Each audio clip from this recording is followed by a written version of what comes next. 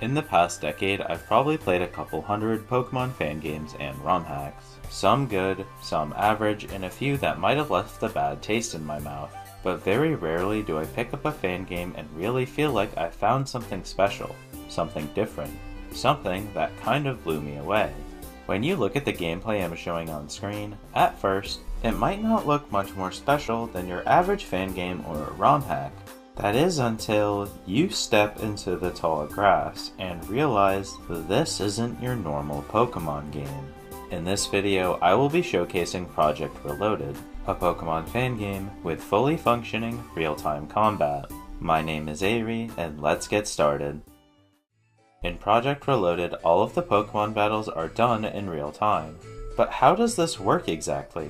You'll be put on the field against your opponent, with the ability to control your Pokemon's movements and attacks that are binded to keys that can be changed at any point. Physical attacks will mostly consist of you charging at the enemy, and special attacks will fire projectiles, while status moves could work either way. Each time you use a move, you will consume power points, but unlike the turn-based games, power points instead work more like a stamina bar that all of your moves share. But don't worry, it does recharge quick enough for battles to still feel quickly paced. Since there are no turns, you're able to swap Pokemon as much as you want. But keep in mind, there is a delay to the switch animation, meaning you can still be attacked as a consequence of doing so. However, when you introduce a real-time combat system to a series that operates on a turn-based one, obviously some systems need to be changed. Luckily, Project Reloaded doesn't fail to do so. Accuracy-lowering moves like Smokescreen will shortly block your field of view, while evasion moves like Double Team will create a temporary moving clone to confuse you. Poison and burning effects just deal damage every few seconds.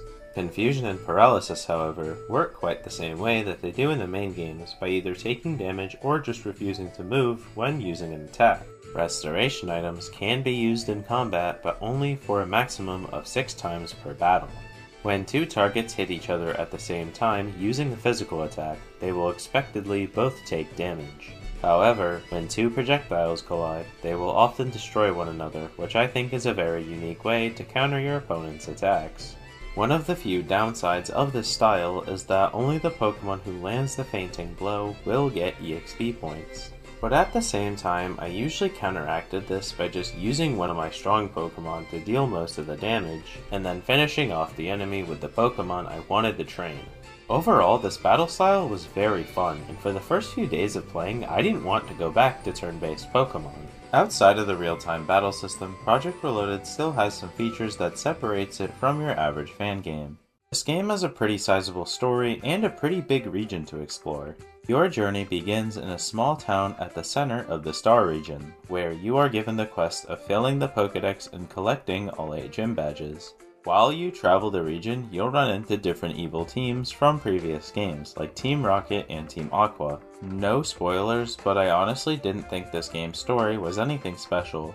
But at least it wasn't shoved in my face, and I was freely able to progress through the region without a ton of story cutscenes. The region itself, though, was pretty fun to traverse. Most routes had a few small little side areas, which felt quite rewarding for me and probably other players who wanted to explore every nook and cranny. But this was sometimes a double-edged sword, as there were a good couple of times I'd walk through a random path only to find nothing but a dead end. One compliment I have to give to the developers is just how nice the region map looks. However, I do want to add some criticism that the indoor maps having the Generation 3 art style and the outdoor maps having the Generation 4 art style was kind of weird, but that's all it really was, and it definitely didn't impact my ability to enjoy the game. I do want to say that just because I didn't enjoy the story doesn't mean that you won't. There are plenty of fan games and ROM hacks with stories I didn't enjoy that many people did, so don't let my opinion stop you from playing. I unfortunately didn't have the time to play the post-game as this entire game was just so long, but I have heard and seen from others that you are actually able to battle all of the gym leaders from Kanto to Sinnoh, as well as travel to 2 separate mini-regions that weren't on the map I showed previously. Alongside that, this game offers a good amount of side and optional content through quests and, like I said before, optional areas. You can also catch every Pokemon up to Generation 8, and the traditional starters are easy to obtain, as you'll find them in the overworld as you progress through the story. If that wasn't enough, there are even a few new Pokemon and evolutions. So while playing through Project Reloaded, there were two sizable issues that I really want to provide criticism against. Like I said before, the way EXP points were distributed didn't really bother me. What I had a problem with was how little I was getting. Obtaining EXP in this game kind of felt like a chore, not because of the flat amount I received, but also how long it took to defeat a Pokemon. In the normal games, a fire type at the same level as a grass type should only need about 3 or 4 hits to win. But in Reloaded, I felt like my super effective attacks were only doing a tenth of the enemy's health bar. You could argue that those turn-based attacks take longer to process, but I can just use the speed up button, which, for obvious reasons, I can't do in this game. I also don't have to aim my attacks in turn-based combat, meaning I'm not missing them almost half the time, like I am in real-time combat. The second piece of criticism I feel needs to be delivered a bit more harshly. For some reason, the developer thought it was a good idea to give every gym leader 6 full restores. I've played so many fan games in my time, and I get that mistakes and bad choices happen, but I really can't wrap my head around this one.